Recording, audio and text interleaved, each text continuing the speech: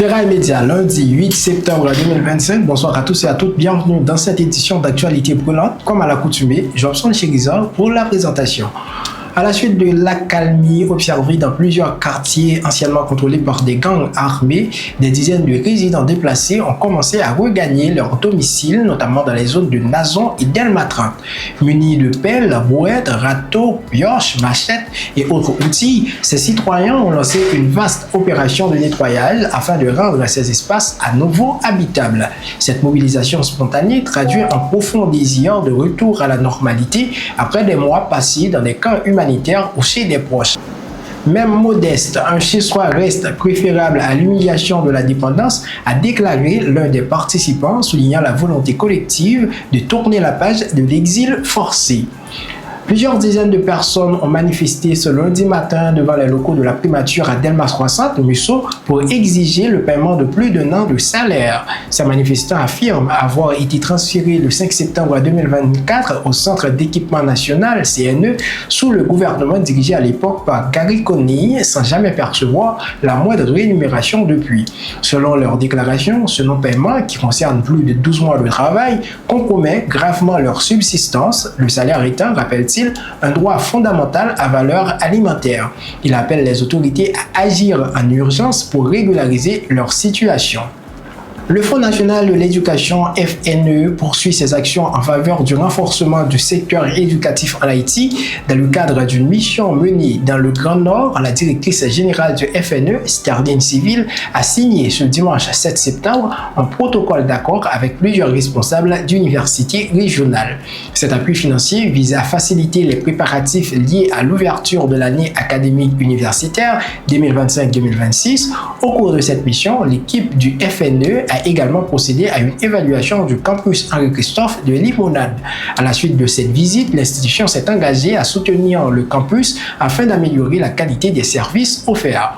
Par ailleurs, la délégation a visité le lycée Louis-Joseph Janvier, situé dans la commune de Jean Rabel, où un autre protocole d'accord a été signé en vue de réhabiliter les infrastructures avant la rentrée scolaire. Sterling Civil a souligné l'importance de garantir l'accès aux ressources éducatives aux populations les plus défavorisées. Elle a par ailleurs réaffirmé l'engagement du FNE en faveur de la transparence de la gestion des fonds publics.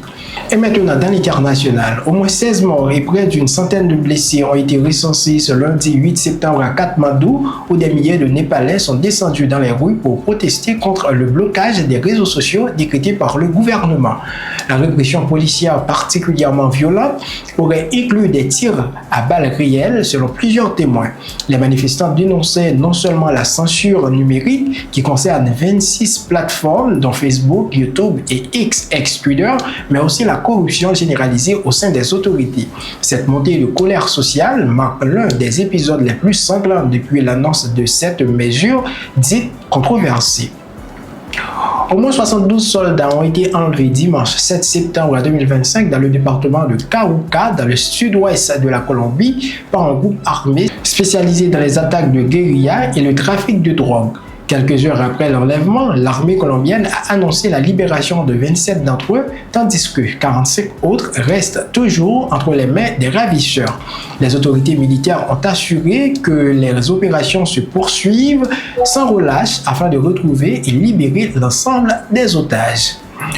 Une attaque terroriste a fait au moins 6 morts et plusieurs dizaines de blessés ce lundi 8 septembre 2025 dans une station de bus à l'entrée nord de Jérusalem, selon les autorités israéliennes.